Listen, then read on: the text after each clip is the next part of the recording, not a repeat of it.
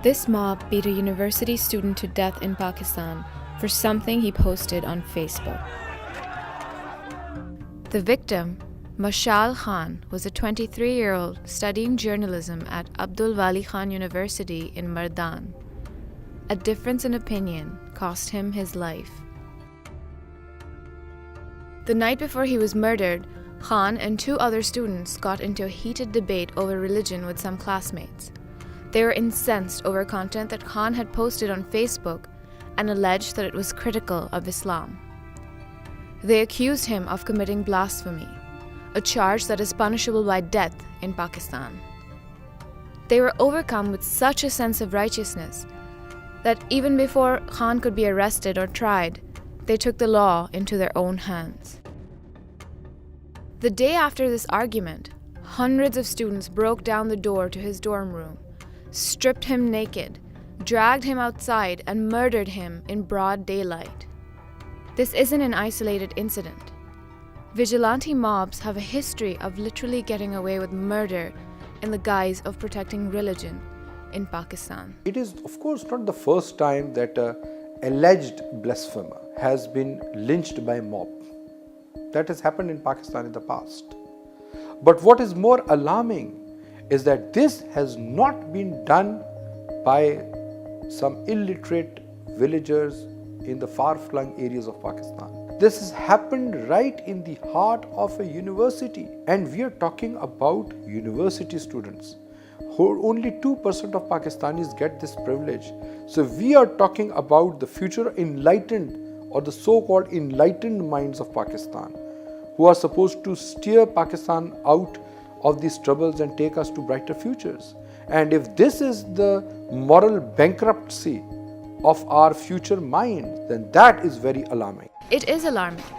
An estimated 1,274 people have been charged under the blasphemy laws of Pakistan in the past 30 years. A majority of those charged were Muslims, even though the law has been used to silence religious minorities and settle personal disputes. At least 62 people accused of committing blasphemy have been murdered before their respective trials were finished. And activists, lawyers, and politicians who have openly opposed the misuse of the law have been threatened and even assassinated.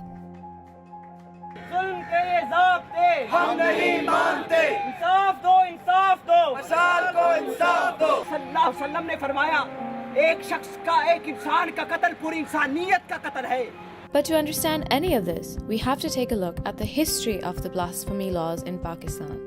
They can actually be traced back to Christian Europe as early as the 1500s, when they were used by the church to stifle dissent and to enforce the church's authority.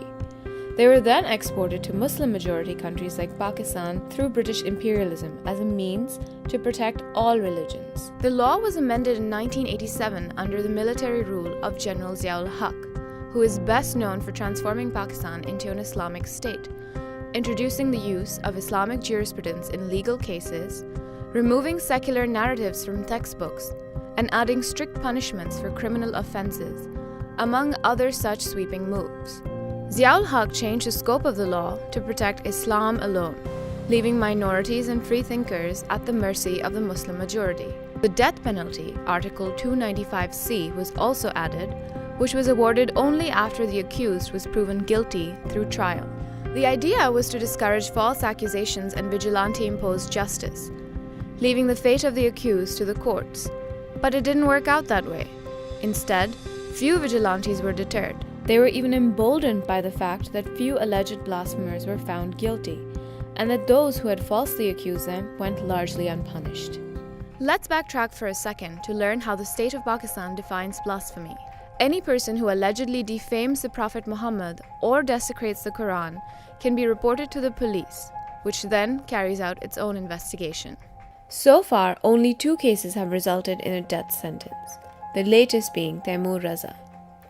The 30-year-old was jailed and tried over allegations that he had used Facebook to make a derogatory remark about the Prophet Muhammad. The first was Asiya Bibi, a Christian woman who was convicted in 2010 after a local cleric registered a complaint that she had committed blasphemy based entirely on the witnesses of 2 women who worked with her. What was her crime? Drinking a cup of water from a well. But we'll get back to that. So why is such cold-blooded vigilantism becoming so prevalent in Pakistan? Vigilante mobs are taking the law into their own hands because the capacity and the willingness of the law enforcement agencies, especially the civilian police, is non-existent. 95 to 99% of them are false accusations. Generally, this law is being misused to settle scores.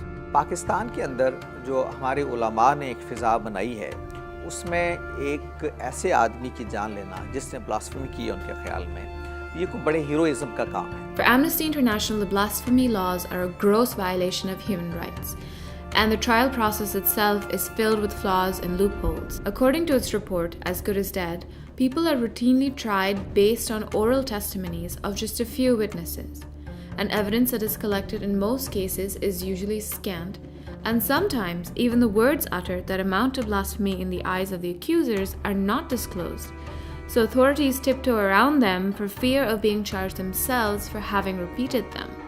The accused are presumed guilty and left with the burden to prove their innocence instead of the other way around, and police, prosecuting authorities, and even trial court judges face threats and intimidation, and they buckle under this pressure to preserve their own security and relevancy.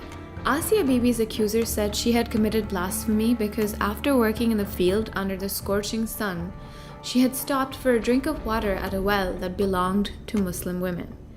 They reported her to a local cleric, saying that she had offended the Prophet Muhammad in an argument that had ensued.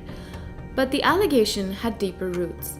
Asia Bibi was in an ongoing property dispute with one of her accusers, and the governor who spoke up for her on television was shot to death by his own bodyguard, Mumtaz Qadri. Pakistan में जैसे glorify किया गया, तो उससे एक आम आदमी ने गोया ये ख्याल किया कि जन्नत के हसूल का, दीन की बरकत को समेटने का बड़ा आसान तरीका ये है कि मैं एक आदमी की जान ले लूं. Qadri was sentenced to death and hanged in March 2016.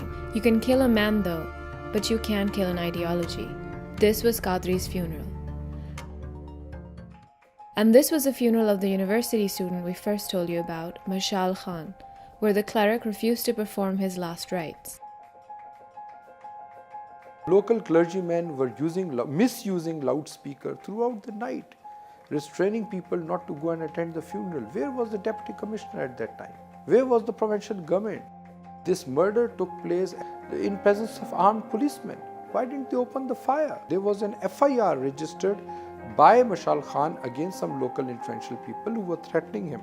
The police did not take any action. In fact, Mashal Khan was proven innocent of his charges. सबसे पहले हमारी सोसाइटी जिम्मेदार है कि जब मुल्ला या कोई भी इमाम मिंबर पर बैठकर जुम्मे के दिन या कि मस्जिद में किसी भी दिन बैठकर हमें इंटॉलरेंस का सबक सिखाया जाता है, तो हम उनसे सवाल क्यों नहीं करते, हम उनको रिबटल्स क्यों नहीं देते कि जी आप जो हमें मैसेज पहुंचा रहे हैं ये इस्लाम का मैसेज नहीं है. How many Mashal Khans will it take for Pakistan to stop the misuse of the law, to strengthen its trial process, and to create greater public awareness about the stance of Islam on taking the life of another human being?